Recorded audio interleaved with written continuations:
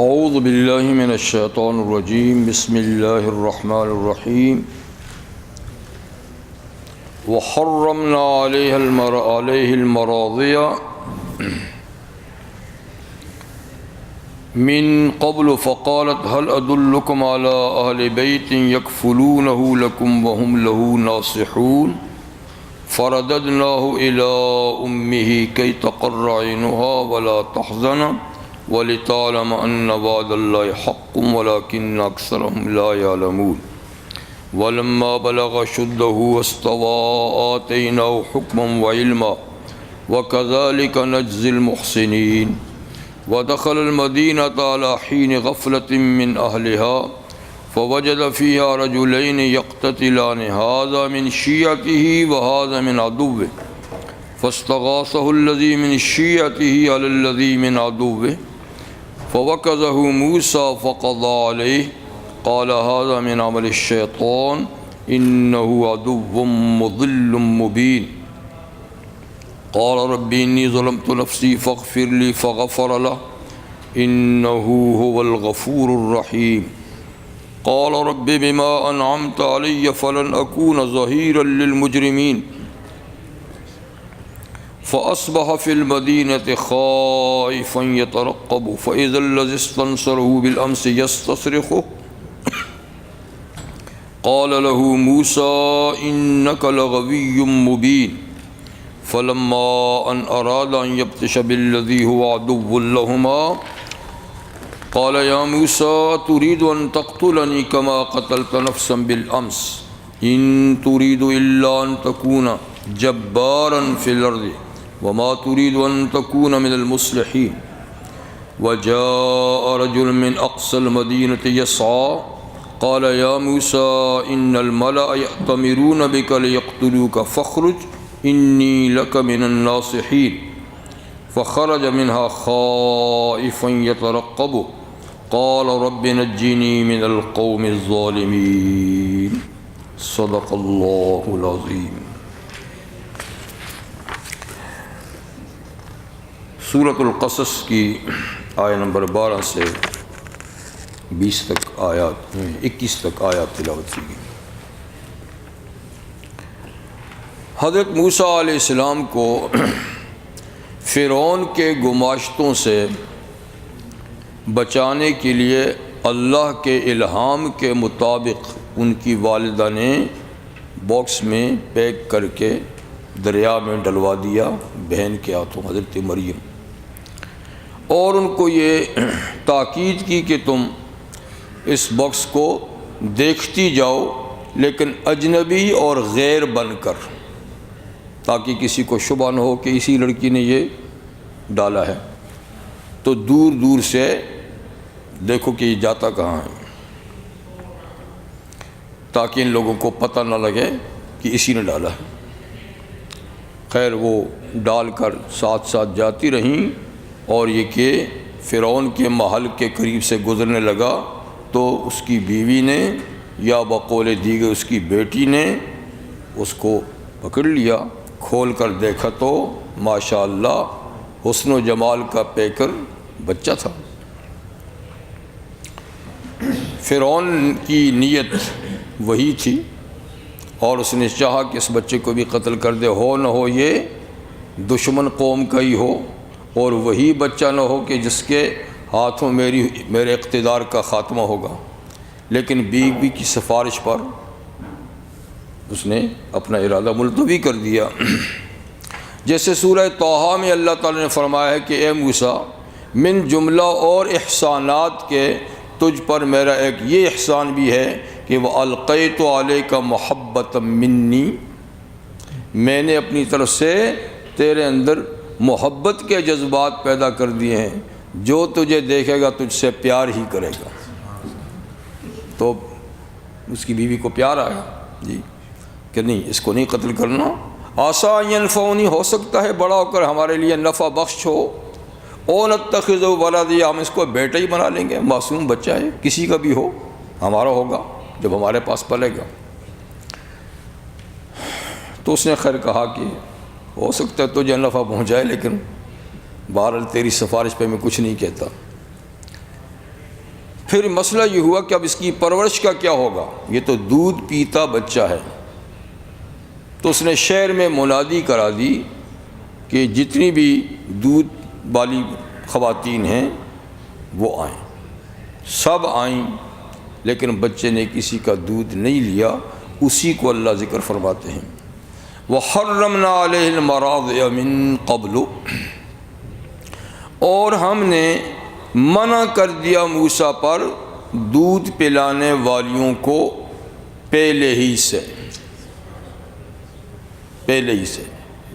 یعنی ان کی فطرت میں یہ بات ڈال دی کسی کا دودھ نہیں پینا۔ یہاں حرام سے مراد وہ شرعی حرام نہیں ہے کہ عورتوں کا دودھ پینا حرام تھا، وہ بات نہیں۔ یہاں حرمنا کا معنی ممنوع، کہ ہم نے منع کر دیا، موسیٰ کسی کا دودھ نہیں پئیں گے۔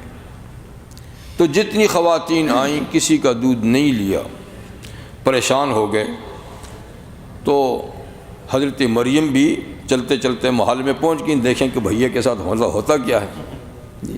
تو یہ سارا منظر وہ دیکھ رہی تھی، ان کی پریشانی بھی۔ تو جب کسی کا دودھ نہ لیا تو انہوں نے سفارش کی، فقالت هل ادلکم علی اہل بیت یکفرونہ لکم وہم لہ ناصحون، کہ کیا میں تمہیں ایسا گھرانہ نہ بتاؤں، ایسی فیملی نہ بتاؤں جو اس بچے کی کفالت کریں، اس کو سنبھالیں، لکم تمہارے لیے، وہم لہ ناصحون، اور وہ فیملی والے اس کے بڑے خیر خواہ بھی ہیں۔ جب یہ کہنا اس کے بڑے خیر خواہ بھی ہیں، تو وہ جو مسٹر حامان تھے نا وزیر، وہ بڑا ہوشیار تھا، اس نے کہا ہاں لگتا ہے کہ یہ بچہ اسی فیملی کا ہوگا۔ یہ جو کہتی ہے ہم لہو ناصحون، کہ وہ اس کے خیر خواہ ہیں۔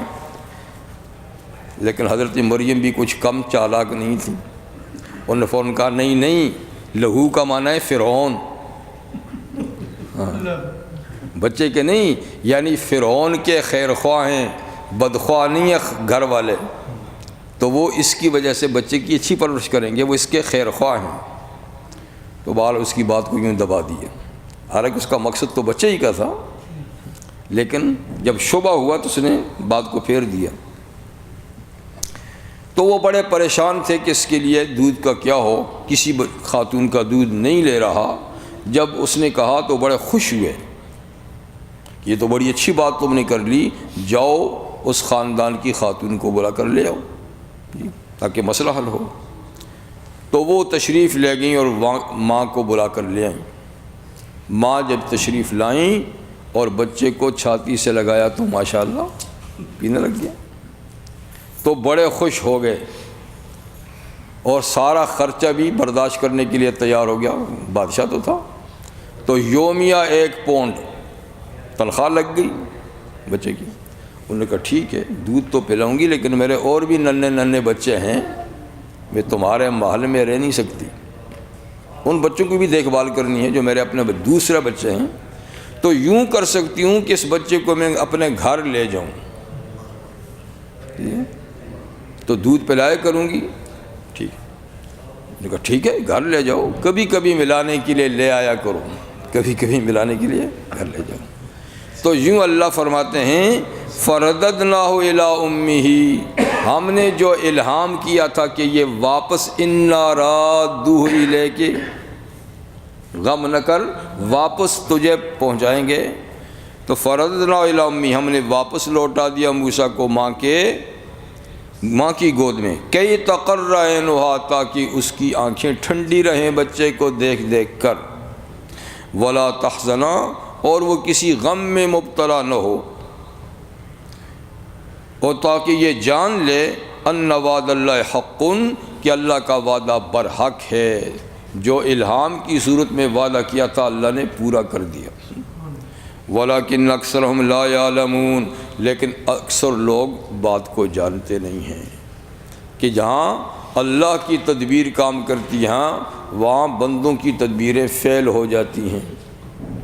تو فرعون نے اقتدار بچانے کے لیے 90,000 اسرائیلی بچے ذبح کر دیے، لیکن جس کے ہاتھ سے زوال تھا اللہ نے اسی کے گھر میں پہنچا کر ماں کی تنخواہ بھی لگا کر جی، تو اللہ تعالیٰ نے وہیں اس کی پرورش کر دی، ٹھیک ہے، ان کو پتہ ہی نہیں چلا۔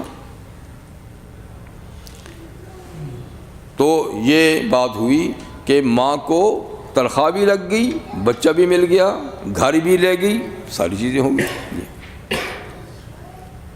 تو کبھی ایسا ہوتا ہے، نبی کریم صلی اللہ علیہ وسلم نے ارشاد فرمایا کہ کبھی ایک آدمی کے عمل سے کئی لوگوں کو فائدے ہو جاتے ہیں، ٹھیک ہے۔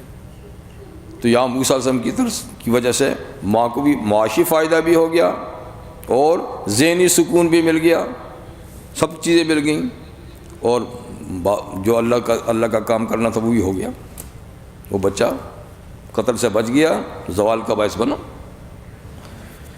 تو حضور صلی اللہ علیہ وسلم نے فرمایا کہ ایک آدمی تیر بناتا ہے یا بندوق بناتا ہے یا کوئی اسلحہ بناتا ہے، نیت یہ ہے کہ اللہ کے دشمن کے لیے بناتا ہوں، اس نیت سے جب وہ اسلحہ بناتا ہے تو اس کو ثواب ملتا ہے، ٹھیک ہے، کہ جب کبھی دشمن سے جنگ ہوگی تو یہ استعمال کریں گے۔ پھر ایک آدمی اس سے وہ اسلحہ خریدتا ہے، اس کی بھی نیت ہوتی ہے کہ یہ صرف دشمن خدا پر استعمال ہوگا، ٹھیک ہے۔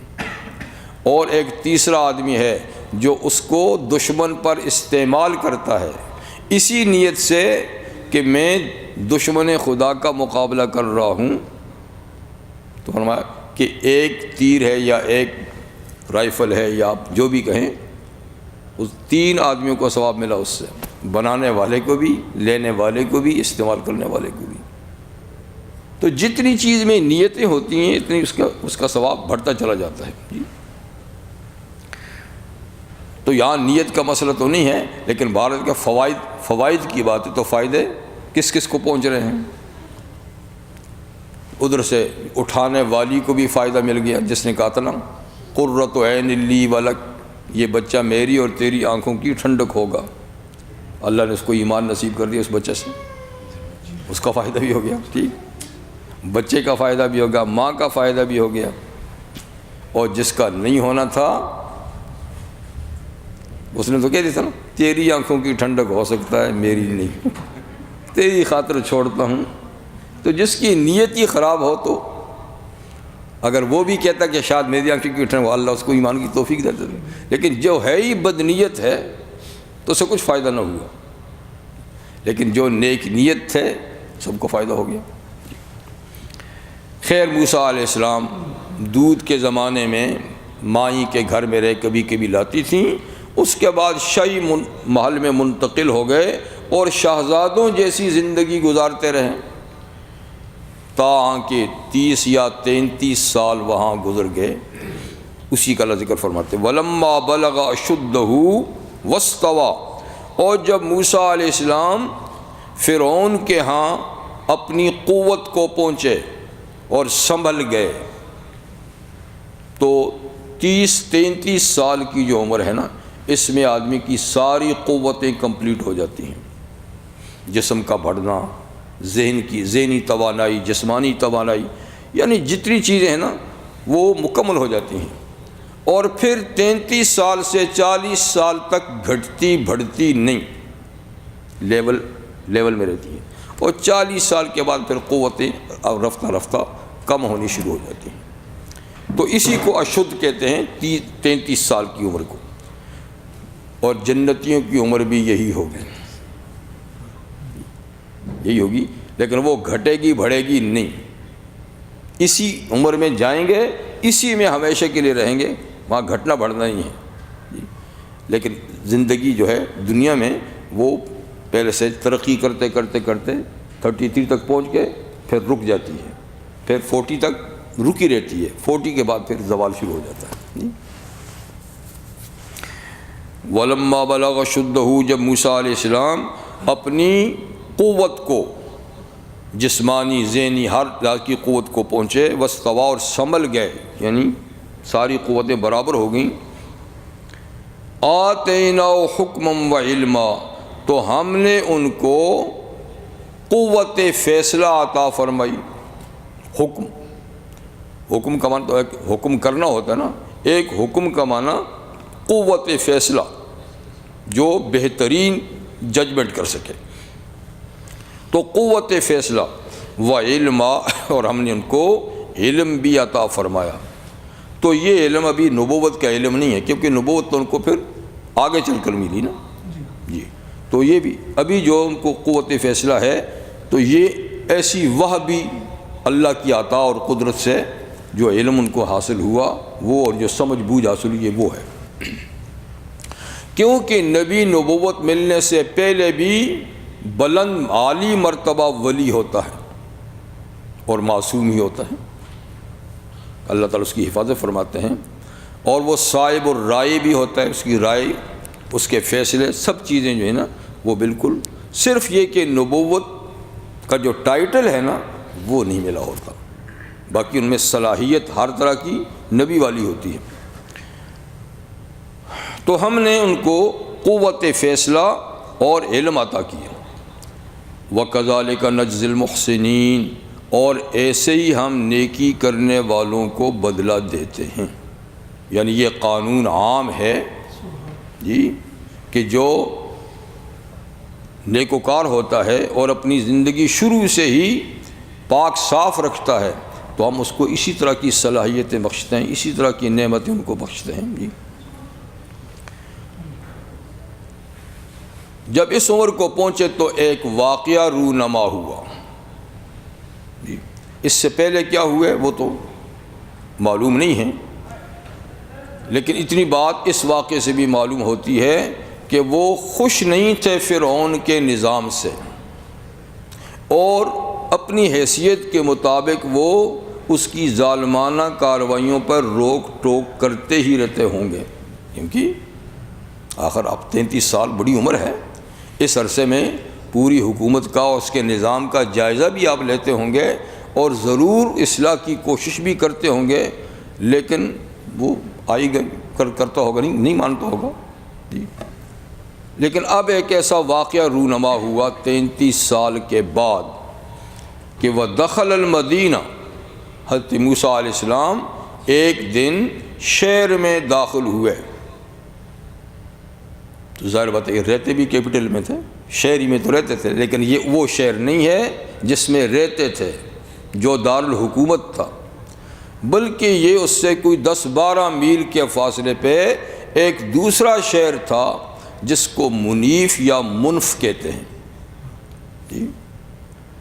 تو یہ بھی فرعون کے مخصوص علاقوں میں سے ایک علاقہ شہر تھا، اور اس میں قبطی جو باشندے، اصل باشندے تھے، یعنی فرعون کی قوم کے لوگ، وہ بستے تھے، لیکن اس میں کچھ کالونیاں اسرائیلیوں کی بھی تھیں، اور حضرت موسیٰ علیہ السلام کی والدہ بھی اسی شہر میں رہتی تھیں۔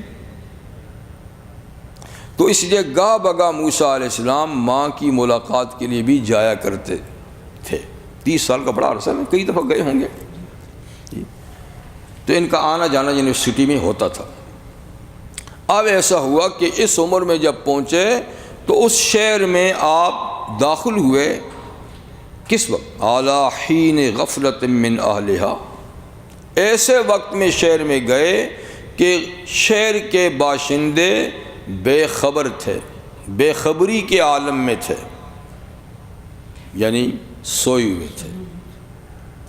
تو بے خبری کے حال 3 ہوتے ہیں، یا تو دن بھر میں تھک کر قیلولہ کرتے ہیں دوپہر کو، تو عام لوگ سو جاتے ہیں، یا پھر عشاء کے بعد سوتے ہیں جو عام طور پہ، یا یہ کہ فجر سے پہلے کا وقت ہے، سوئے ہوئے تھے۔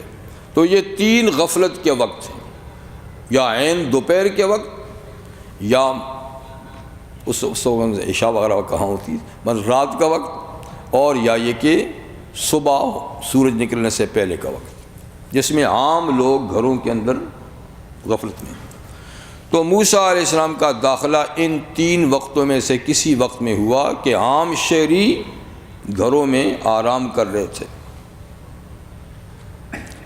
جب یہ شہر میں داخل ہوئے تو فوجد فیہا رجلین، انہوں نے وہاں دیکھا کہ 2 آدمی ہیں، یقتتلان، وہ ایک دوسرے سے لڑ رہے ہیں، 2 آدمی آپس میں لڑ رہے ہیں اور باقی سناٹا چھایا ہوا ہے جی۔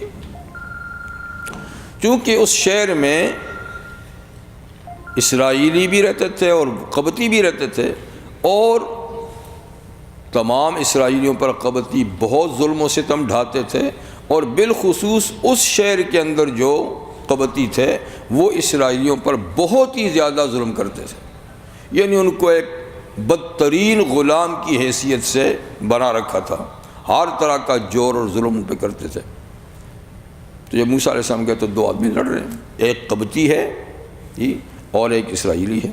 ھذا من شیعتہ، یہ ایک موسیٰ علیہ السلام کی پارٹی یعنی ان کی قوم کا آدمی ہے، وھذا من عدوہ، اور یہ دوسرا ان کی دشمن قوم کا یعنی ہاں جی فرعون کی قوم کا آدمی ہے۔ تو ایک اسرائیلی اور ایک فرعونی آپس میں لڑ رہے ہیں۔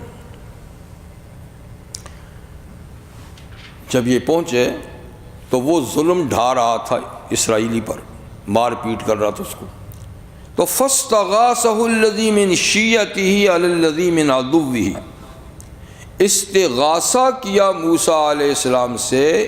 استغاثہ تو جانتے ہیں اردو میں بھی بولتے ہیں جی، یعنی فریاد طلب کی، فریاد کی، مدد کے لیے پکارا موسیٰ علیہ السلام کو۔ کس نے؟ جو موسیٰ علیہ السلام کی قوم کا تھا، اس کے خلاف جو دشمن کا آدمی تھا۔ اس نے کہا موسیٰ یہ مجھے مار رہا ہے، پیٹ رہا ہے، مجھ پہ ظلم کر رہا ہے، میری مدد کیجیے، مجھے اس سے چھڑائیے۔ تو اس نے استغاثہ کیا موسیٰ علیہ السلام سے۔ ظاہر بات ہے کہ موسیٰ علیہ السلام کو وہ جانتے ہوں گے، ان کے بار بار اس شہر میں آنا جانا تھا، ان کی ماں وہاں رہتی تھی جی، تو اس نے بار استغاثہ کیا، آئیے میری مدد کیجیے۔ موسیٰ علیہ السلام گئے اور جا کر ان دونوں کو چھڑانے کی کوشش کی، لیکن وہ قبطی بڑی بدمعاشی پہ تلا ہوا تھا، اس نے کوئی مصالحت نہیں تسلیم کی، وہ بالکل نہیں ہٹا اور زیادہ۔ تو اب موسیٰ علیہ السلام کو تھوڑا سا ہاں جی فوقظہ موسیٰ، تو موسیٰ نے ایک گھونسا رسید کر دیا۔ پہلے تو ہاتھ سے ہٹانے کی کوشش کی نا، ہٹ جاؤ، نہ کرو نہ کرو، جب اسے نہیں ہٹا تو آپ نے ایک گھونسا رسید کر دیا، مکہ رسید کر دیا۔ مکہ کیا تھا؟ فوقظہ موسیٰ فقضی علیہ، تو موسیٰ علیہ السلام کے مکے نے فیصلہ ہی کر دیا اس کا۔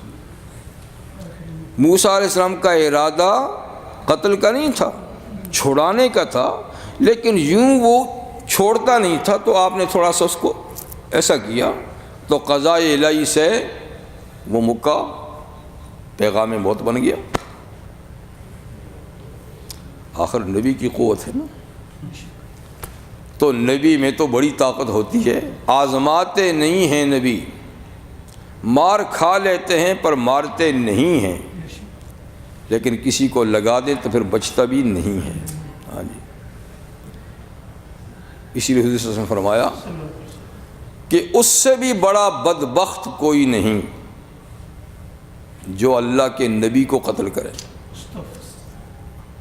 یعنی ایک عام بے قصور کو مارنا بڑی بدبختی ہے، بڑی بدنصیبی ہے، بہت بڑا جرم ہے، اور نبی تو اول سے آخر تک معصوم ہے، بے خطا ہے، تو ایسی شخصیت کو مارنے والا اس سے بڑا بدبخت کوئی نہیں ہو سکتا۔ اور فرمایا پھر وہ شخص بھی بڑا ہی بدبخت ہے جو نبی کے ہاتھ سے مرے، کہ نبی جیسا شفیق اور مہربان کسی پہ ہاتھ ہی نہیں اٹھاتا۔ ظاہر بات ہے کہ اگر وہ کسی پہ ہاتھ اٹھاتا ہے تو وہ پھر وہ اس قابل نہیں ہے کہ اس کے اندر کوئی انسانیت ہو۔ تو جو نبی کے ہاتھ سے مرے وہ بھی بڑا ہی بدبخت، جس کے ہاتھ سے نبی کی شہادت ہو، بڑا بدبخت۔ تو خیر نبی اپنی قوت کو آزماتے نہیں، ورنہ ایک نبی کو کتنی قوت ہوتی ہے دنیا میں جنت کے 100 آدمیوں کے برابر، جنت کے 100 آدمیوں کے برابر ایک نبی کی دنیا میں قوت ہوتی ہے۔ رحمت عالم صلی اللہ علیہ وسلم دیکھیے کتنا ظلم سہا آپ نے، کتنی ماریں کھائیں آپ نے، لیکن اپنی وہ خدا داد قوت آپ نے ظاہر نہیں کی۔ ظاہر نہیں کی.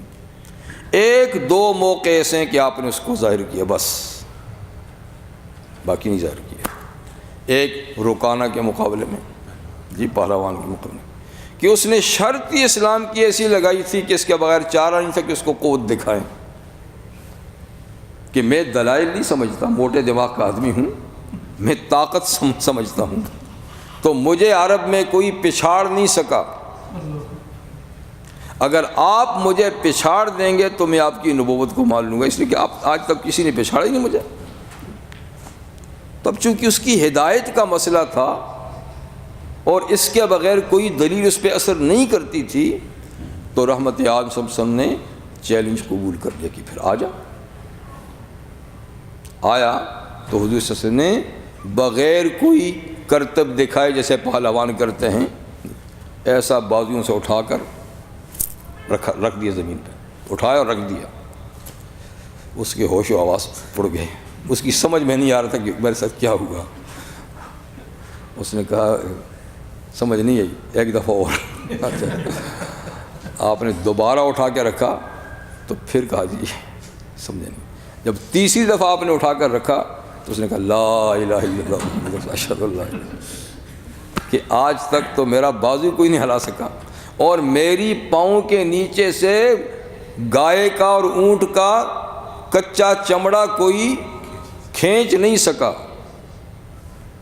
چمڑا ٹوٹ گیا پر میرے پاؤں سرکے نہیں، اور آپ نے 3 دفعہ اٹھا کر رکھا ہے تو بھائی پاور ہے، پاور ہے.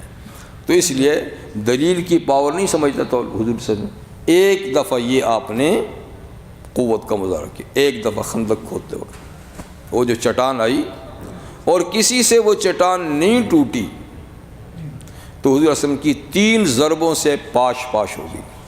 ٹھیک ہے. تو بہرحال نبی کے اندر قوت. تو موسیٰ علیہ السلام کا مقصد مارنا نہیں تھا، لیکن گھونسا لگا، قوت کا پتہ نہیں چلا، گھونسا لگا تو مر گیا. ایک دفعہ اور بھی موسیٰ علیہ السلام کے گھونسے نے کام کیا تھا حضرت اسرائیل پر، ملک الموت. کیا پریشان حال بیٹھے تھے اپنی قوم کے ہاتھوں. موسیٰ علیہ السلام کو دوہرے مصائب سے سابقہ پڑا. جب تک مصر میں تھے فرعون کی طرف سے مشکلات، جب آزادی قوم کو ملی تو قوم کی طرف سے آپ پر مصائب، قوم کی طرف سے مشکلات. تو ایک دفعہ بڑے مشکلات میں تھے، پریشان بیٹھے تھے. اللہ تعالیٰ نے اسی عالم ان کا چونکہ آخری وقت آ چکا تھا تو فرشتہ موت پہنچا. انبیاء کرام کے بارے میں قانون یہ ہے کہ فرشتہ موت کا پہلے اجازت لیتا ہے پھر روح قبض کرتا ہے. ہم سے نہیں، ہمیں تو آ کے ایسے ہی جھٹکا مار کے چلے جاتے ہیں، لیکن ان سے باقاعدہ پہلے اجازت لیتا ہے. تو وہ غمگین تھے، پریشان تھے، تو فرشتے آیا اس کا وقت تو آ کر کہنے لگا میں آپ کی روح قبض کروں. تو وہ پریشان تھے. آیا بھی تھا انسانی شکل میں، انہوں نے یوں مارا چہرے پہ، آنکھ پھوڑ دی. تو کون ہوتا میری جان قبض کروں؟ ان کو پتہ تو نہیں تھا. وہ پہلے آ کر سلام کرتے، تعارف کراتے کہ میں اللہ کی طرف سے فرشتہ آتا ہوں، سوال ہی پیدا ہوتا. لیکن انہوں نے اس وقت کوئی سلام بھی یاد نہیں رہا فرشتے کو، جو چیز ہوتی ہے، اور یوں بھی کہہ دیا، اجازت والی بات بھی نہیں، آپ کی روح قبض کروں. تو ان سمجھ کوئی دشمن آ گیا پتہ نہیں خیمے میں، تو ایسا مارا فرشتہ غائب ہو گیا. اب ان کو بھی ہو گیا کہاں گیا وہ آدمی. خیر وہ پہنچ گیا کہ یا اللہ وہ نہیں آنا چاہتے. وہ یہ دیکھیے تو اللہ تعالیٰ نے خیر بھولیا تو ٹھیک کر دیا اور فرمایا کہ آپ نے جا کر جو باقاعدہ طریقہ اجازت کا وہ لیا تھا کہ نہیں، میں تو اسی طریقے سے چلا گیا تھا. کہ میاں پہلے جا کے سلام کرو، پھر ادب سے کہو کہ میں اللہ کا پیغام لے کر آیا ہوں، آپ کا وقت قریب ہے، اجازت ہے روح قبض کروں. تو موسیٰ کب انکار کر سکتے ہیں؟ آپ ایسے ہی چلے کہ وہ پہلے سے پریشان تھے. اس نے کہا کوئی دشمن آیا ہوا تو آپ نے جی. تو قوت تو فرشتے کی بھی بڑی زبردست ہوتی ہے، لیکن نبی کی قوت کے مقابلے میں پھر وہ بھی کام نہیں کرتی جی. خیر دوبارہ وہ آئے تو پھر سارا تعارف کرائے تو پھر انہوں نے کہا کہ ٹھیک ہے. تو یہاں بھی یہ کہ فوقذہ، موسیٰ علیہ السلام پہلے ایسے پیار سے چھڑانا چاہ نہیں چھوڑا تو آپ نے مکہ رسید کیا، فقضى علیہ، اس کا خاتمہ ہو گیا۔ قال ھذا من عمل الشیطان، موسیٰ علیہ السلام پچھتائے اس پہ اور فرمایا یہ تو شیطان کا کام ہو گیا، میں نے مارنے کی نیت سے اس کو نہیں مارا تھا، جی چھڑانے کی نیت سے مارا تھا، تو یہ کام، اس کو عمل شیطان کیوں کہا؟ دراصل تو عمل موسیٰ علیہ السلام کا اپنا تھا۔ عمل شیطان اس لیے کہا کہ جس عمل سے شیطان خوش ہوتا ہو نا تو اس کو عمل شیطان کہتے ہیں، نسبت کرتے ہیں شیطان کی طرف، کیونکہ اس سے تو چونکہ موسیٰ علیہ السلام کے ساتھ ہاتھ سے وہ مرا تو شیطان خوش ہو گیا، چلو میں نے ایک ہونے والے نبی کے ہاتھ سے یہ کارروائی ہوگی، خوش ہو گیا، اس لیے موسیٰ علیہ السلام نے کہا کہ یہ تو شیطان خوش ہو گیا، یہ عمل شیطان ہے۔ جیسے کہ موسیٰ علیہ السلام کا سفر یوشع بن نون کے ساتھ جو حضرت خضر کو ملنے کے لیے تھا، اس میں بھی حضرت خضر نے اپنے بھولنے کو شیطان کی طرف منسوب کیا تھا کہ جہاں مچھلی گم ہو جائے وہیں وہ بندہ ملے گا، اسی جگہ میں جا کر تھکے، پہلے کبھی تھکے بھی نہیں تھے، وہیں لیٹے جی، اور وہیں وہ مچھی زندہ ہو کر دریا میں چلی گئی۔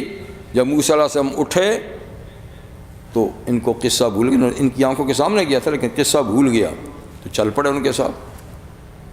تو چلتے چلتے اگلی منزل پہ پہنچے تو موسیٰ علیہ السلام کو بھوک لگی، اب کہا لاؤ بھائی ناشتہ لاؤ تھیلے میں، ان کو ہو وہ تو میں وہیں بھول آیا جہاں ہم لیٹے تھے آرام کے لیے، اور وہاں وہ مچھی زندہ ہو کر وہ تو دریا میں چلی گئی، بڑا عجیب سا رستہ بنا کر، اور پھر فوراً کہا میں نہیں بھولا، شیطان نے بھلایا۔ کیا مطلب؟ یعنی ہمارے اس بھولنے پہ شیطان خوش ہوا کہ چلو ان کو بلا وجہ آگے اتنا اور چلنا پڑ گیا، بلا وجہ رکنا وہیں تھا، چلے گئے آگے۔ تو اس تکلیف پہ چونکہ شیطان خوش ہوا اور یہ تکلیف بھولنے کی وجہ سے ہوئی، تو اس بھولنے کی نسبت کسی طرح کی؟ اسی طرح حضرت ایوب علیہ السلام کا ذکر جی، کہ انہوں نے بھی اپنی تکلیف کو شیطان کی طرف منسوب، انی مسنی الشیطان بنصب وعذاب، حالانکہ بیماری تو اللہ نے لگائی تھی، لیکن ان کی بیماری پہ چونکہ شیطان خوش ہوا تو کہا یہ تکلیف مجھے شیطان سے پہنچی۔ تو یہاں بھی یہ ہے کہ فرمایا ھذا من عمل الشیطان، یہ تو شیطان کے خوش ہونے کے عمل میں سے، شیطان خوش ہوا ہوگا موسیٰ کے ہاتھ سے میں نے ایک آدمی کو مروا دیا۔ انہ عدو مضل مبین، بے شک شیطان دشمن ہے اور گمراہ کرنے والے کھلم کھلا، اس کا مقصد ہی انسانوں کو بگاڑنا اور غلط رستے پہ لگانا اور گمراہ کرنا ہے، تو وہ بڑا اس کام سے خوش ہوا، لہذا یہ اس کا کام ہے۔ اب سوال یہ پیدا ہوتا ہے کہ موسیٰ علیہ السلام کے ہاتھوں جو آدمی مرا، ایک تو یہ کہ وہ کافر تھا، ٹھیک ہے نا، اور کافر کا خون تو رائگاں ہوتا ہے، خصوصاً جب کافر ہی ملک ہو، کافر ملک کا باشندہ ہو تو اس کا خون تو حلال ہے۔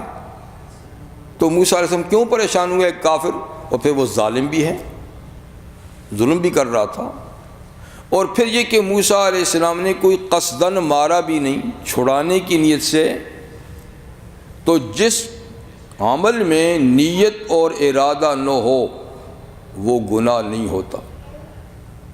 جو کام نیت اور ارادے سے نہ کیا جائے، غلطی سے ہو جائے یا بھولے سے ہو جائے، تو وہ گناہ کی لسٹ ہی میں نہیں آتا۔ جیسے موسیٰ علیہ السلام، حضرت آدم علیہ السلام نے وہ شجر ممنوعہ کا پھل کھایا تو اللہ فرماتے ہیں فنسی آدم، آدم وہ وعدہ مجھ سے کیا وہ بھول گئے تھے اس وقت، وَلَمْ نَجِدْ لَهُ عَزْمًا، اور ہم نے ان میں ارادتاً کھانے کی کوئی چیز نہیں پائی، انہوں نے ارادتاً نہیں کھایا، جان بوجھ کے بھول گئے تھے۔ تو بھول تو معاف ہوتی ہے، بھول گناہ نہیں ہوتا، اور غیر ارادی چیز بھی گناہ نہیں ہوتی، لہذا یہ گناہ ہی نہیں تھا کیونکہ آپ نے ارادتاً نہیں مارا۔ ایک دوسرا یہ کہ مرا تو بھی ایک کافر مرا جو ظلم کر رہا تھا، تو موسیٰ علیہ السلام کیوں پچھتائے، کیوں کہتے ہیں کہ عمل شیطان؟ تو دراصل بات یہ کہ موسیٰ علیہ السلام جس مقام بلند پر فائز ہیں، جنہوں نے آگے چل کر تاج نبوت اپنے سر پہ رکھنا ہے جی، تو ان کو چھوٹی چھوٹی چیز پہ بھی تشویش ہوتی ہے۔ جیسے آدم علیہ السلام کا بھی کوئی گناہ تو نہیں تھا، لیکن برسوں تک وہ روتے رہے، استغفار کرتے رہے۔ یونس علیہ السلام کی غلطی بھی اجتہادی تھی، اور اجتہادی غلطی گناہ نہیں ہوتی، لیکن دیکھیے وہ بھی اللہ تعالیٰ نے ان کی بھی گرفت کی، اور وہ بھی لا الہ الا انت سبحانک انی کنت من الظالمین پڑھتے رہے۔ تو یہ مقام کی بلندی ہے، جو آدمی بلند مقام پہ فائز ہو اس کی معمولی سی لغزش بھی ایک بڑی چیز سمجھی جاتی ہے، اور جو ہم جیسا ہو تو اس کی بڑی باتوں کی بھی پرواہ نہیں کرتا، کیا اس نے کر دیا، اور یہ تو کرتا ہی رہتا ہے، یہ تو کرتا رہتا ہے۔ اور کوئی بڑا وزیر، اچھا آپ نے بھی یہ کام کیا، اس سے پوچھ گچھ ہوتی ہے، یعنی آپ تو ایسے بڑے مقام پہ آپ نے بھی یہ غلطی کی۔ تو بڑوں کی اتنی سی بات بھی بڑی ہے، اور چھوٹوں کی بڑی بات بھی۔ تو اس لیے موسیٰ علیہ السلام نے فرمایا کہ یہ عمل شیطان ہوا، اور وہ تو گمراہ کرنے والا ہے۔ پھر فوراً کہا رب انی ظلمت نفسی فاغفر لی، اے اللہ اس شخص کو مار کے میں نے اپنے ساتھ ناانصافی کی، اپنے اوپر ناانصافی کی، سو مجھے بخش دیجئے، یہ غلطی جو مجھ سے ہوئی ہے قبطی کو مارنے کی، مجھے بخش دیجئے۔ فغفر اللہ، اللہ نے بخش دیا، کیونکہ جو آدمی اللہ سے بخشش مانگتا ہے، کسے باشد توبہ کرتا ہے، غلطی کا اعتراف کرتا ہے، تو اللہ اس کی غلطی کو معاف کر دیتے ہیں۔ اب یہ کہ موسیٰ علیہ السلام کو کیسے پتہ چلا کہ اللہ نے بخش دیا، کیونکہ اس وقت تو وہ ابھی نبی نہیں ہوئے تھے، وحی آنی تو نہیں شروع ہوئی تھی۔ تو بہرحال کبھی اللہ تعالیٰ کسی کے دل میں الہام کر دیتے ہیں، جیسے ان کی ماں نبیہ نہیں ہیں پر دل میں الہام کیا، تو یہ تو آگے نبی ہونے والے ہیں، تو ان کو بھی الہام کر لیا ہوگا کہ چل تیرا گناہ میں نے معاف کر دیا، تیری خطا، تو اطمینان دلا دیا کہ آپ نے اقرار کر دیا جرم کا، میں نے جرم معاف کر دیا۔ فغفر اللہ انہ هو الغفور الرحیم، بے شک اللہ تعالیٰ ہی بخشنے والے مہربان ہیں، اور کوئی دوسرا تو ہے بھی نہیں جی۔ لیکن یہاں لوگوں نے بنا رکھے ہیں، لوگوں نے پاپائے قوم پاپائے روم گناہ معاف کرتا ہے پوری قوم کے جی۔ ادھر ہمارے ہاں کون اسماعیلی فرقہ، مکھی صاحب، مکھی جانتے ہیں آپ؟ کیا تو ہیں بمبئی وغیرہ میں بہت مکھی جانتے ہیں؟ مکھی کون ہوتا ہے؟ مکھی کون ہوتا ہے بھائی؟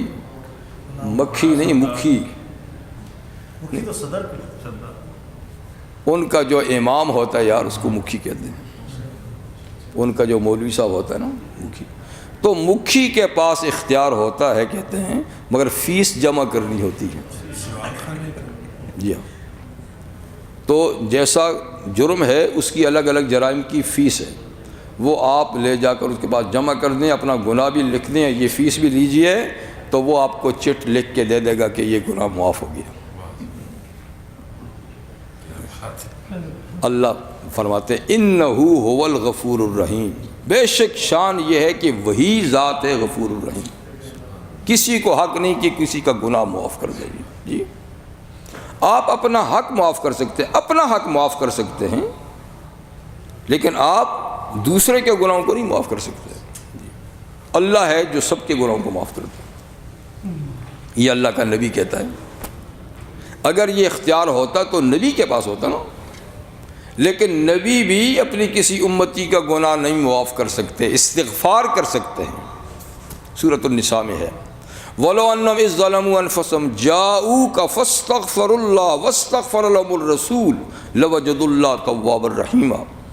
اگر یہ لوگ اے محمد صلی اللہ علیہ وسلم آپ کی خدمت میں آتے گناہ کر کے، آپ کی خدمت میں آتے، فاستغفر اللہ، پھر آپ کے پاس بیٹھ کے اللہ سے معافی مانگتے، واستغفر لهم الرسول، اور اللہ کا رسول یعنی آپ بھی ان کی گناہ کے لیے اللہ سے معافی مانگتے، وہ بھی مانگتے، آپ بھی مانگتے، تو اللہ کو ضرور توبہ قبول کرنے والا پاتے۔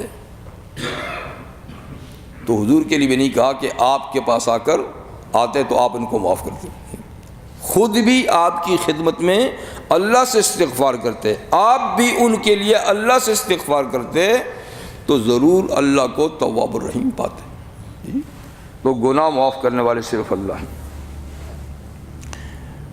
قال رب بما انعمت علی، جب اللہ کی طرف سے ان کو یہ بشارت مل گئی کہ چل آپ کا قصور میں نے معاف کر دیا، آپ نے معافی مانگی میں نے معاف کر دیا جی، تو موسیٰ علیہ السلام نے فرمایا رب بما انعمت علی، اے میرے پروردگار بسبب اس کے جو تو نے مجھ پر احسان کیا کہ میری غلطی آپ نے معاف کر دی، فلن اکون ظہیرا للمجرمین، میں بھی وعدہ کرتا ہوں کہ کبھی بھی مجرموں کا مددگار نہیں ہوں گا، آئندہ کبھی کسی مجرم کی طرفداری نہیں کروں گا، ٹھیک ہے نا، آج کر کے میں نے دیکھ لیا تو آئندہ کسی مجرم۔ اب یہاں بھی یہ سوال پیدا ہوتا ہے کہ موسیٰ علیہ السلام نے کون سے مجرم کی طرفداری کی تھی؟ آپ نے تو دو لڑنے والوں کو چھڑانے کی کوشش کی، اور جو آپ کے ہاتھوں مرا وہی ظالم اور مجرم تو وہ تھا، اسرائیلی تو بیچارہ مظلوم تھا، مار کھا رہا تھا، جو مار رہا تھا تو مجرم وہ اسرائیلی تو نہیں تھا، یہ تھا، تو اس کو اگر آپ نے غلطی سے مارا اور مر گیا تو یہ تو مجرم کی مدد نہیں ہے، آپ نے تو مظلوم کی مدد کی تھی، تو پھر کیوں فرماتے ہیں کہ میں آئندہ کسی مجرم کی مدد نہیں کروں گا؟ تو جواب یہ ہے کہ بظاہر تو صورتحال یہی تھی کہ قبطی ظالم تھا، ظلم کر رہا تھا، اور دوسرا مظلوم تھا، لیکن جب دو آدمی لڑتے ہیں تو کچھ نہ کچھ ادھر سے بھی ہوتا ہے،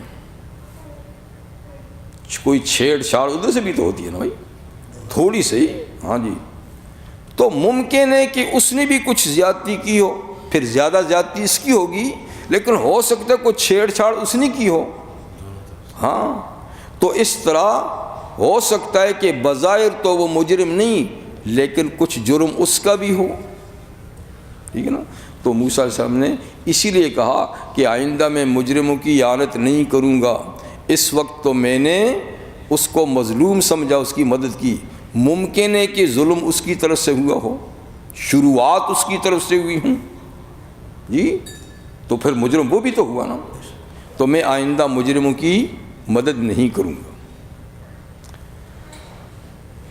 اس سے یہ معلوم ہوا کہ مجرم کی مدد نہیں کرنی چاہیے، مجرم کی مدد، اور مجرم کی مدد نہیں کریں گے تو جرائم کا خاتمہ ہوگا، اگر مجرموں کی پشت پناہی کریں گے، تھپکی دیں گے، تو پھر تو جرم بڑھتے چلے جائیں گے۔ تو آج کرائم کیوں بڑھتے چلے جا رہے ہیں، جرم کیوں بڑھتے چلے جا رہے ہیں؟ اس لیے کہ مجرموں کی پشت پناہی ہو رہی ہے، مظلوموں کا کوئی نہیں پوچھتا، اور مجرموں کے پیچھے بڑی بڑی طاقتیں ہوتی ہیں۔ مجھے ساری دنیا کا تو پتہ نہیں، لیکن اپنے ملک کا تو پتہ ہے، جتنے ڈاکے ہیں، جتنے چوریاں ہیں، جتنی بدماشیاں ہیں، پیچھے سرداروں کا ہاتھ ہوتا ہے، ہاں جی، یہ سب کچھ کر کے ان کا حصہ وہاں پہنچاتے ہیں، وہ گھروں میں عیش و عشرت کرتے ہیں، یہ ٹیم انہی کی ہوتی ہے، اور جب کبھی پھنس جاتے ہیں تو وہیں سے کال آتی ہے، ساڑھے بندے ہمارے آدمی ہیں، یہ چھوٹ جاتے ہیں، بند کرتے ہیں دروازے سے دوسرے دروازے، ہاں بالکل بالکل یہ بات ہے۔ تو پیچھے کوئی نہ کوئی ہوتی ہے، کسی کے پیچھے پولیس کی، ہاں جی، وہ ان کے ساتھ ملے ہوں گے، کسی کے پیچھے کوئی سردار ہوگا، کسی کے پیچھے کوئی پارٹی ہوگی، بہرحال یہ ایک پشت پناہی کا سلسلہ چل رہا ہے، اسی لیے جرائم ختم نہیں ہوتے، اور وہ ڈنکے کی چوٹ اور بڑھتے چلے جاتے ہیں، ان کو بھی شاہ ملتی ہے نا کہ کوئی بات نہیں، پکڑے گئے تو صاحب ہیں، چھوڑا دیں گے۔ تو جب تک آہنی ہاتھوں سے ان کو نہ پکڑا جائے اور پچھلوں کو بھی اگر ان کا جرم ثابت ہو تو کبھی جرائم ختم نہیں ہوں گے، بڑھتے چلے جائیں گے۔ تو سامنے کچھ اور بات ہوتی ہے، پیچھے کچھ اور بات ہوتی ہے، لیکن آل حق کا یہ شیوا ہمیشہ رہا ہے کہ انہوں نے کبھی مجرموں کی پش پرائی نہیں کی، ان کی ہاں میں ہاں کبھی نہیں ملائی، ہمیشہ ان کو روک ٹوک کرتے رہے، ان کے ساتھ جو بھی سلوک ہوتا رہا اس کو برداشت کرتے رہے، لیکن روک ٹوک کرتے رہے۔ خود نبی کریم صلی اللہ علیہ وسلم کے ارشاد ہے، من آوى محدثا فعلیہ لعنۃ اللہ، جس نے کسی محدث کا معنی مجرم، جس نے کسی مجرم کو پناہ دی اس پہ خدا کی پھٹکار ہے۔ وہ تو جرموں کو بڑھا رہا ہے، اس کا مطلب یہ ہے نا، تو مجرم کو سزا ملنی چاہیے تاکہ وہ آئندہ جرائم نہ کرے۔ اگر آپ اس کی پش پناہی کریں گے، اس کو بچائیں گے، وہ اور دلیر ہوگا اور زیادہ پھر کرے گا۔ تیسرے پر من آوى محدثا فعلیہ لعنۃ اللہ، جس نے کسی مجرم کو پناہ دی تو اس پہ خدا کی پھٹکار ہے، اس لیے کہ وہ مطلب یہ کہ وہ خود مجرم ہے اور وہ جرائم کا سلسلہ جاری رکھنا چاہتا ہے۔ تو ہمارے مقتدا، ہمارے پیشوا، ہمارے اکابر، انہوں نے ہمیشہ اپنے دور میں اپنے اوپر تکالیف سہیں، لیکن مجرموں کی ہاں میں ہاں نہیں ملائی۔ امام ابو حنیفہ رحمہ اللہ، کتنی دفعہ ان کو پیشکش ہوئی چیف جسٹس عہدے کی، کہا نہیں، کیوں نہیں؟ کہا تم الٹی سیدھی باتیں لکھو گے اور مجھے کہو گے کہ اس کی پر سائن کر دیجئے، آپ جج ہیں، میں نہیں کر سکتا۔ تم کسی مظلوم کو پھانسی دینے کا کہو گے، اس کو آپ لکھ دیجئے، میں نہیں لکھ سکتا، میں نہیں کہوں۔ تو بہرحال امام صاحب نے نہیں، آپ کو 100 کوڑے مارے گئے، چوری پہ نہیں، ڈاکے پہ نہیں، کسی اور پہ نہیں، آپ عہدہ قبول کیوں نہیں کرتے؟ انہوں نے کہا یہ مار کھا سکتا ہوں لیکن یہ مشکل ہے۔ ایک دفعہ اپنے چیف آف اسٹاف کو نصیحت کی کہ دیکھو ظلم نہیں کرو، اگر ظلم کرو گے تو کل اللہ کی عدالت میں بھی پیش ہونا ہے۔ وقت کی بات ہے، اس پہ اثر کی، اس نے چیف آف اسٹاف تھا وقت کا، اور چھوٹی موٹی سلطنت نہیں، ایک ہی اسلامی سلطنت تھی، بغداد دارالحکومت تھا، لاکھوں مربع میل پر پھیلی ہوئی ایک ہی سلطنت تھی، کتنا بڑا عہدہ ہوگا۔ اس نے ریزائن کر دیا کہ اللہ کے سامنے جواب دینا تو پھر معاملہ مشکل ہے۔ تو بال خلیفہ نے آپ کو جیل بھیجا، جیل میں زہر دی، زہر سے وہاں سے جنازہ نکلا لیکن آپ نے عہدہ قبول نہیں کیا۔ یہی حال امام شافعی رحمہ اللہ کا، گدے پہ بٹھا کر ان کا جلوس نکالا گیا، انہوں نے کہا یہ منظور ہے۔ امام احمد بن 28 مہینے جیل کاٹی، اور اس طرح کہ انہیں بادشاہ کے سامنے پیش کیا جاتا تھا، ایک مسئلہ تھا شرعی صرف کہ یہ بتاؤ کہ قرآن مخلوق ہے یا نہیں۔ اس زمانے میں ایک گمراہ فرقہ، اس کا بڑا عروج تھا، معتزلہ، جو حضور صلی اللہ علیہ وسلم نے فرمایا کہ میری امت کے 73 فرقے ہوں گے، اس میں ایک فرقہ معتزلہ ہے، وہ کہتے ہیں قرآن مخلوق ہے۔ امام صاحب اہل سنت کہتے ہیں کہ قرآن اللہ کی کلام ہے، اللہ کی صفت ہے، اور یہ مخلوق نہیں، اللہ کی صفت مخلوق نہیں، جیسے اللہ کی ذات ایسی اللہ کی صفات۔ تو بڑے بڑے علماء بھی جھک گئے اس کے مظالم۔ وہ ظلم کون کرتا تھا؟ مامون الرشید، وہ معتزلہ ہو گیا تھا، وہ معتزلہ ہو گیا تھا، یعنی اتنا عروج ہو گیا تھا۔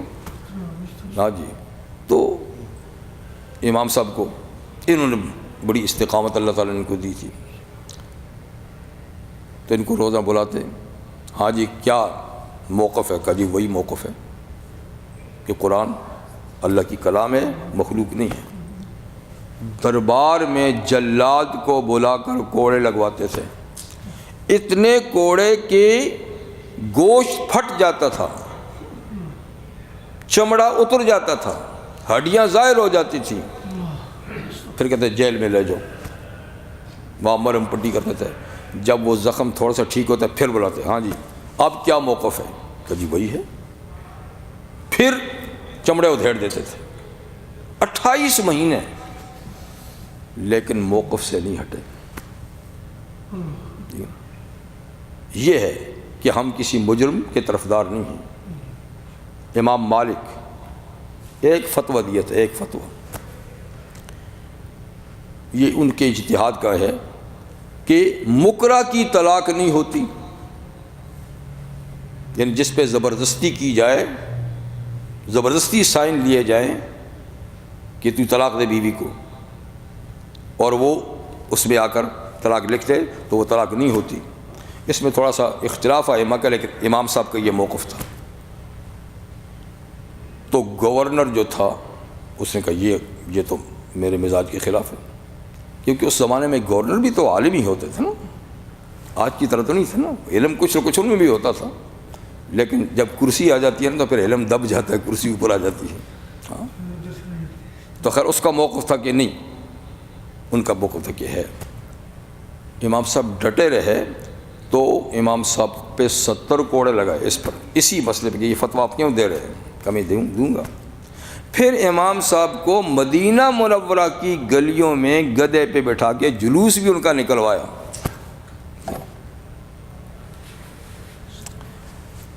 تو امام صاحب گدھے پہ بیٹھے ہوئے جاتے، لوگ جاتے ساتھ، تو آپ پھر کہتے جو مجھے جانتے ہیں وہ جانتے ہیں، جو نہیں جانتے وہ جان لیں کہ میں مالک بن انس ہوں، اور میں اب بھی یہی فتویٰ دیتا ہوں کہ طلاق المکرہ لیس بشیء۔ مار بھی پڑی، جلوس بھی ہو رہا ہے، پھر بھی اعلان کرتے جاتے ہیں گلیوں میں کہ لوگوں جو مجھے جانتے ہیں وہ تو جانتے ہیں، جو نہیں جانتے وہ بھی جان لیں کہ میرا نام مالک بن انس ہے اور میرا وہی فتویٰ ہے۔ یہ تھے فلن اکون ظہیر للمجرمین، جن کو نہ مار نے جھکایا نہ لالچ نے جھکایا، تو سب کچھ سہ گیا۔ اسی طرح آپ باقی ائمہ کی تاریخ پڑھیں گے تو بس بڑے عجیب حالات ہیں۔ تو بہرحال یہ حقیقت ہے کہ جب تک ظالم کی پشت پناہی ہوتی رہے گی، مجرم کی پشت پناہی ہوتی رہے گی، تو جرائم بڑھتے رہیں گے، کبھی کم نہ ہوں گے۔ اس لیے مجرم کو کیفر کردار تک پہنچنے دیا جانا چاہیے تاکہ دنیا سے جرائم ختم ہوں۔ تو موسیٰ علیہ السلام فرماتے ہیں اے اللہ بس ایک غلطی ہو گئی ہے، یہ معاف کر لیا آپ نے، باپ کی مہربانی، آئندہ میں کبھی مجرموں کا طرفدار نہیں بنوں گا۔ یہ قصہ ہو گیا۔ فَأَصْبَحَ فِي الْمَدِينَةِ خَائِفًا يَتَرَقَّبُ، آدمی تو مر گیا لیکن موسیٰ علیہ السلام چونک اٹھے کہ پہلے ہی فرعون کی نظریں بدلی ہوئی تھیں، اب تو ایک کیس ہوا، اور یہ آدمی بھی اس کے شاہی باورچی خانے کا تھا، شاہی کچن کا ملازم تھا، یہ جو مرا ہے، ٹھیک ہے نا۔ تو اس کی تو فوراً کل سے تفتیش شروع ہو جائے گی خاص طور پہ، اور مجھ سے تو ویسے بھی وہ ناراض تو میں اس کی یعنی تنقید کرتے رہتا ہوں، اگر یہ راز کھل گیا تو میری خیر نہیں ہے۔ تو صبح ہوئی اس شہر میں، موسیٰ علیہ السلام کی یترقبو، وہ حالات کا انتظار کر رہے تھے کہ حالات کیا رخ اختیار کرتے ہیں، دیکھوں اب شاہی مال نہیں جا رہے، کیا حالات رخ اختیار کرتے ہیں۔ اس کا تو قصہ جیسے کہ بائبل میں ہے، یہ ہوا کہ اس کو تو فوراً وہیں اسی وقت دونوں نے، موسیٰ علیہ السلام نے اس اسرائیلی نے مل کے کھڈا سا کھود کے اس کو دبا دیا، ریت میں دفن کر دیا، اور کوئی عینی شاہد نہیں تھا اور کوئی گواہ بھی نہیں تھا، تو معاملہ اس کا تو دب گیا، لیکن تحقیق تو شروع ہوگی کہ وہ ہمارا بندہ آیا کیوں نہیں ہے، کہاں گیا۔ تو اس لیے موسیٰ علیہ السلام صبح کو اس انتظار میں تھے کہ یہ خبر کیا رخ اختیار کرتی ہے، تفتیش کیسے چلتی ہے۔ اتنے میں پھر اگلی رات آ گئی، دن گزر گیا۔ فَإِذَا الَّذِي اسْتَنصَرُوا بِالْأَمْسِ يَسْتَصْرِخُ، تو وہی آدمی جو کل چیخ رہا تھا ایک قبطی کے ہاتھوں، وہ پھر چیخ رہا ہے، ایک دوسرے کے ساتھ الجھا ہوا ہے۔ وہی اسرائیلی ایک اور قبطی کے ساتھ گتھم گتھا ہے، چیخ رہا ہے، پکار رہا ہے، مدد کرو مدد کرو۔ تو موسیٰ علیہ السلام کی نظر پڑی کہ یہ وہی آدمی جو جس کو کل میں نے چھوڑایا، ایک آدمی اس کی وجہ سے مرا ہے، آج یہ دوسرے کے ساتھ الجھا ہو۔ تو موسیٰ علیہ السلام کو بھی تھوڑا سا غصہ بھی آیا، اور ہونوں کی شرارت اسی کی ہو، یہ شرارت مزاج کا ہو، کبھی کسی سے الجھتا کبھی کسی سے الجھتا ہے جی۔ خیر موسیٰ علیہ السلام گئے، اب بھی ارادہ تھا کہ یہ مظلوم ہے، وہ دوسرا ظالم، اس سے چھڑاؤں، لیکن پہلے ذرا اس کو بھی ڈانٹ پلائی۔ قال له موسیٰ، اس اسرائیلی کو موسیٰ علیہ السلام نے کہا، انک لغوی مبین، تو بڑا ہی گمراہ کھلم کھلا ہے، کل اس کے ساتھ الجھا رہا، آج اس کے ساتھ الجھ رہا ہے۔ تو صرف ڈانٹ پلائی اس کو کہ بدمعاشی تیری بھی لگ رہی ہے کچھ، کہ کل اس کے ساتھ الجھ رہا تھا، آج اس کے ساتھ الجھا ہوا ہے، تو بڑا ہی گمراہ لگ رہا ہے مجھے۔ پھر یہ کہہ کر ڈانٹ کر اب موسیٰ علیہ السلام آگے بڑھے تاکہ دونوں کو چھڑائیں۔ فَلَمَّا أَرَادَ أَن يَبْطِشَ بِالَّذِي هُوَ عَدُوٌّ لَهُمَا، جب موسیٰ علیہ السلام نے ارادہ کیا کہ اس شخص کو پکڑیں جو ان دونوں کا دشمن ہے، موسیٰ کا بھی مخالف ہے، اسرائیلی کا بھی مخالف ہے، قبطی ہے، تو اس کو پکڑ کے الگ کرنے کے ارادے سے آگے ہاتھ بڑھایا تو اسرائیلی ڈر گیا، ڈر وہ گیا کہ اب آج میری خیر نہیں ہے، کیونکہ موسیٰ نے پہلے دھمکا بھی دیا اس کو، پہلے دھمکا بھی دیا کہ تو بڑا ہی گمراہ کھلم کھلا، ہر کسی سے الجھتا رہتا ہے، تو اب چھوڑا تو اس کو رہتا تھا، لیکن ڈر وہ گیا کہ آج میری خیر نہیں ہے جی۔ تو قال یا موسیٰ، اس نے شور بچا دی، اے موسیٰ، پیچھے ہٹ رہے، اے موسیٰ اتريد ان تقتلنی کما قتلت نفسا بالامس، کیا آپ آج مجھے مارنا چاہتے ہیں جیسے کل آپ نے دوسرے کو مارا تھا؟ وہ راز فاش کر دیا، ظالم نے راز فاش کر دیا، جو معاملہ دبا ہوا تھا، نادان دوست کی دوستی ایسی ہوتی ہے، ہاں جی، کہ جیسے کل آپ نے مارا تھا آج میرا نمبر ہے کیا؟ حالانکہ وہ اس کو چھڑانے کے لیے آگے ہاتھ بڑھایا تھا، لیکن وہ ڈانٹ کی وجہ سے ڈر گیا کہ آج میری خیر نہیں۔ پھر کہتا ہے ان تريد الا ان تكون جبارا في الارض، آپ تو نہیں چاہتے مگر زمین میں جابر بن کے رہنا چاہتے ہیں، ڈکٹیٹر بن کے رہنا چاہتے ہیں، وما تريد ان تكون من المصلحين، اور آپ تو صلح صفائی کرنے والے بن کے رہنا نہیں چاہتے۔ چل الٹا موسیٰ علیہ السلام پہ الزام بھی لگا دیا اور کل کا سربستہ راز بھی کھول دیا۔ اب وہ تفتیش تو ہو رہی تھی، ٹیم تو گھوم رہی تھی، اب اس کی آواز کئی کانوں میں پڑی اور بات پہنچ کے عیسائی محل تک کہ کل کا کیس موسیٰ علیہ السلام کا ہے جی، موسیٰ علیہ السلام۔ اب موسیٰ علیہ السلام پریشان ہو گئے جی، اپنے کے ہاتھ سے پریشانی کے عالم میں ہیں کہ ایک خیر خواہ فرعون کی پارلیمنٹ کا ایک ممبر خیر خواہ موسیٰ علیہ السلام کا فوراً اجلاس بلایا گیا کہ بھائی مجرم پکڑا گیا، مجرم موسیٰ ہے جی، تو لہٰذا اس کو جلد از جلد کیفر کردار تک پہنچایا جائے جی، گرفتاری کا حکم دیا جائے۔ یہ صاحب بھی رکن تھا، پر یہ موسیٰ علیہ السلام کا خیر خواہ تھا، ان پہ ایمان بھی لا چکا تھا، ٹھیک ہے نا، مطلب کہ ایمان تو ابھی موسیٰ سے مومن تو ابھی تو نبی نہیں ہے، جب بعد میں آئیں گے تبلیغ کریں گے تو یہ آدمی پہلے سے ان کا بھائی خواہ تھا، بعد میں یہ ان پہ ایمان بھی لائے گا۔ پھر ایک اور کیس ہوگا، اور یہ کون تھا؟ جو سورت ہے قرآن مجید میں سورہ مومن اسی کے نام سے ہے، مومن من آل فرعون، یہ وہی شخص ہے مومن، یعنی فرعون کے خاندان کا یہ واحد آدمی ہے جو موسیٰ علیہ السلام پہ ایمان لایا بعد میں، اور لیکن شروع سے ان کا معتقد تھا۔ تو یہ بھی اجلاس میں موجود تھا، جب موسیٰ علیہ السلام کے بارے میں فیصلہ ہو گیا کہ ان کو پکڑ کے لاؤ اور ان کو قتل کرو، تو یہ چپکے سے وہاں سے نکلا، ان کو پتہ تھا کہ وہیں گیا ہوا ہے، شہر منیف میں گیا ہوا ہے۔ تو ڈھونڈتے ڈھونڈتے موسیٰ علیہ السلام کے پاس پہنچ گیا اور اس نے پارلیمنٹ میں فیصلے کی روداد ان کو سنا دی۔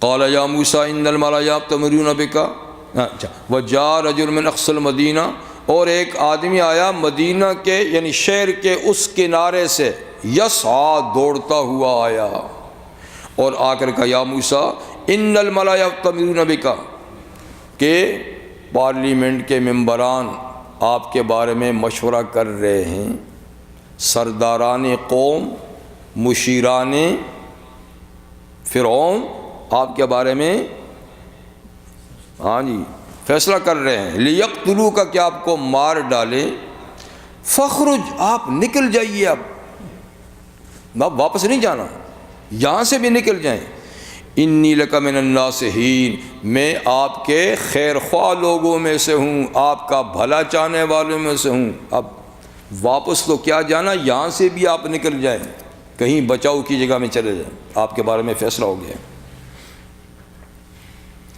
یہ بات اس نے سنائی تو اب موسیٰ علیہ السلام بات واضح ہوگی، اب تو رستہ بند ہے جانے کے لیے، تو فخرج منہا، موسیٰ علیہ السلام اس شہر سے بھی نکل گئے، لیکن خائفاً ڈرتے ہوئے، یا اللہ ہوگا کیا، ہوگا کیا، جاؤں کہاں، کوئی پتہ نہیں، آج تک تو کبھی کہیں گئے نہیں ہیں بھی شہزادہ ماشاءاللہ جی، کبھی سفر تک بھی نہیں کیا اور کسی اور ملک میں گئے بھی نہیں، تو کہاں جاؤں، یترقبوا، اور انتظار بھی کرتے ہیں، مڑ مڑ کے پیچھے بھی دیکھتے ہیں کہ کوئی میری تلاش میں تو نہیں آ رہا، لیکن جا بھی رہے ہیں اور مڑ کے دیکھ بھی رہے کہ میری تلاش میں تو کوئی نہیں آ رہا، اور ساتھ میں اللہ سے دعا بھی فرماتا ہے رب نجینی من القوم الظالمین، اے اللہ آپ ہی مجھے بچائیں ظالم قوم کی دست برد سے، ان کی پکڑ دھکڑ سے آپ ہی مجھے بچائیں۔